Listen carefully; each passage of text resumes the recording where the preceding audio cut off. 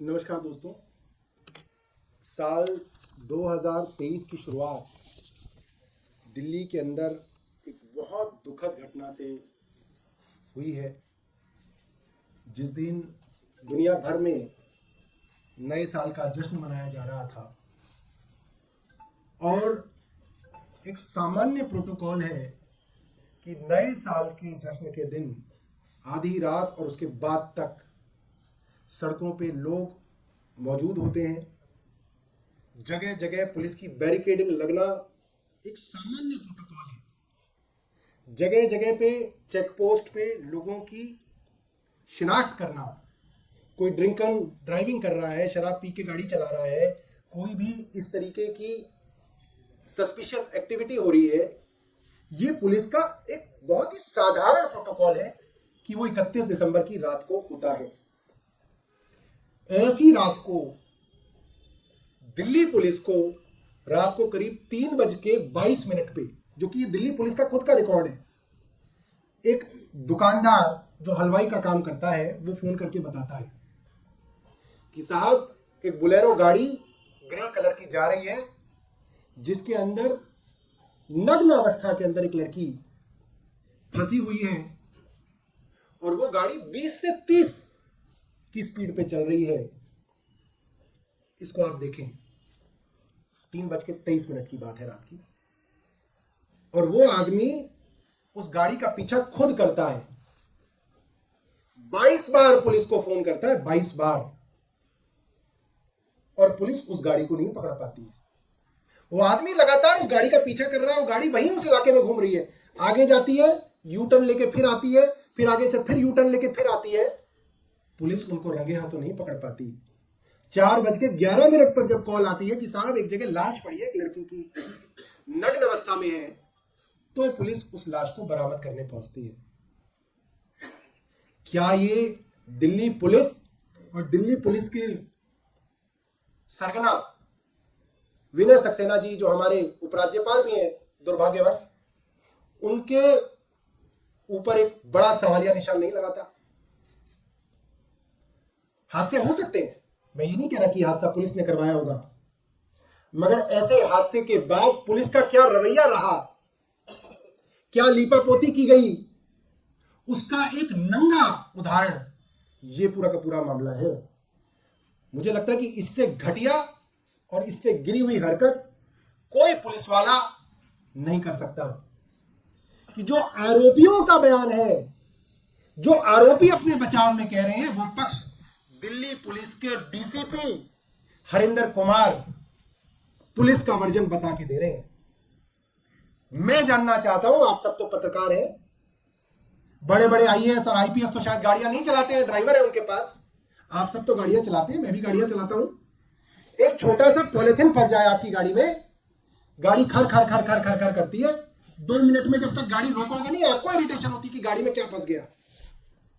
एक लाश फंसी हुई है, 12 किलोमीटर तक वो लाश घसीटते हुए ले जा रहे हैं, और पुलिस के डीसीपी साहब क्या कह रहे हैं कि गाड़ी का म्यूजिक इतना तेज था कि गाड़ी के अंदर जो 5 आरोपी बैठे थे उन बेचारों को पता ही नहीं चला, गाड़ी का म्यूजिक तेज था, इसलिए 12 किलोमीटर तक वो रैली निकाल रहे थे 20 किलोमीटर की स्पीड पे, इलाके में यू टर्न मार रहे थे, उनको पता नहीं चला, और जब गाड़ी से निकल गई तब उन्हें पता चला।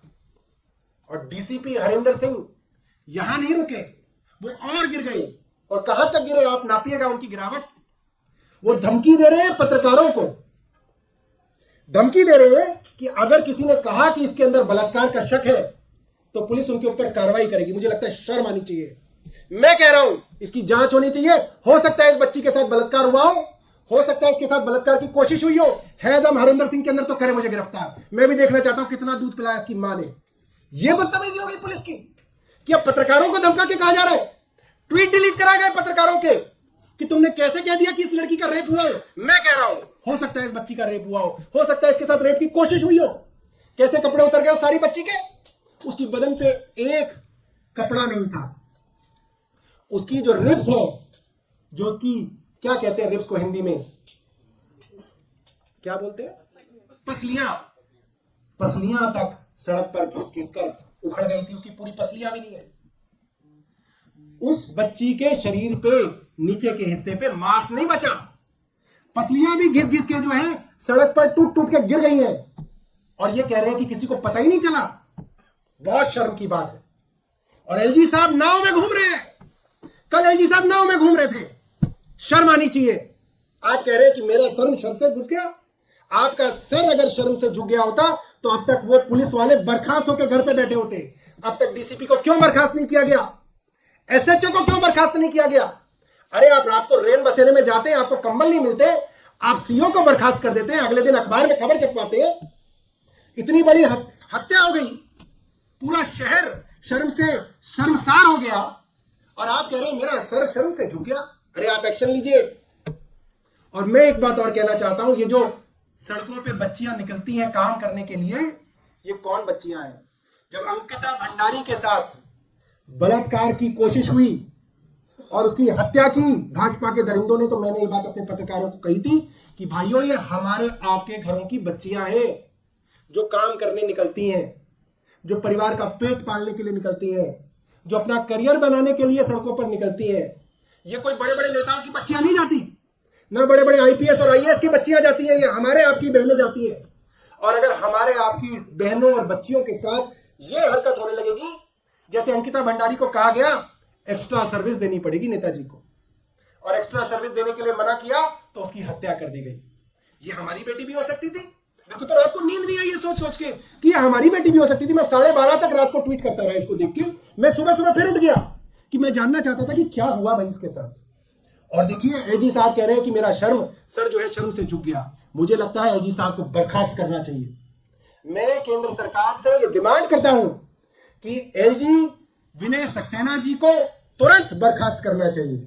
कैसे कैसे लोगों के हाथ में हमने पूरी की पूरी व्यवस्था दे दी, इनको कोई दिल्ली का कोई आइडिया नहीं, ये दिल्ली में कभी रहे नहीं, इनको दिल्ली के बारे में कुछ पता नहीं। इनको मैं अगर छोड़ दूं सुल्तानपुरी में तो इनको ये नहीं पता कि किस दिशा में नजर गड़े। ये तो ये भी नहीं जानते कि ईस्ट जाना है या वेस्ट जाना है। और ऐसे ही कमिश्नर है, कमिश्नर ला के थोप दिए जाते हैं दिल्ली के ऊपर। क्या दिल्ली का पुलिस कैडर इतना निकम्मा है, इतना नालायक है कि पहले आप गुजरात कैडर से अफसर ले आए, अब आप किसी दूसरे तमिलनाडु कैडर से अफसर ले आए? बहुत शर्म की बात है। पूरी की पूरी केंद्र सरकार दिल्ली को बर्बाद करने के अंदर लगी हुई है। मैं आपको अब वो खुलासा करूंगा जो भारतीय जनता पार्टी की दिल्ली पुलिस ने अब तक नहीं किया। ये वो सुल्तानपुरी का स्टेशन है, पुलिस स्टेशन, जिसके अंदर आरोपी मनोज मित्तल बंद है, और अब तक दिल्ली पुलिस और एलजी साहब की नींद नहीं खुली। उन्होंने ये नहीं बताया कि इस केस के अंदर लीपापोती क्यों की जा रही है, उस बच्ची को इंसाफ क्यों नहीं मिल रहा। क्योंकि इस पुलिस स्टेशन के बाहर जिस दरिंदे का होर्डिंग लगा हुआ है आप देख सकते हैं, उसके ऊपर लिखा हुआ है मनोज मित्तल, जो कि आरोपी नंबर 5 है और इसी थाने के अंदर बंद है। और दिल्ली पुलिस के किसी अफसर ने और एलजी विनय सक्सेना ने आज तक ये बताने की हिम्मत नहीं की कि यह आदमी भारतीय जनता पार्टी का अध्यक्ष है, इनके मंडल का सह संयोजक है, और इसके होर्डिंग उसी पुलिस थाने के बाहर लगे हुए हैं जहां पे वो आदमी, वो दरिंदा, वो खूनी, वो बंद है। ये है उसका होर्डिंग और ये है उसका उस दैत्य का चेहरा।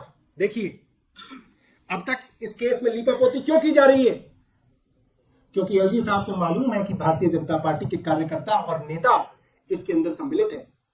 और मैं दावे के साथ कह रहा हूं, आप उन आरोपियों की कॉल डिटेल निकलवाइए, और मैं चैलेंज करता हूं विनय सक्सेना जी को कि उनकी कॉल डिटेल रिपोर्ट निकाल के वो पब्लिक करें।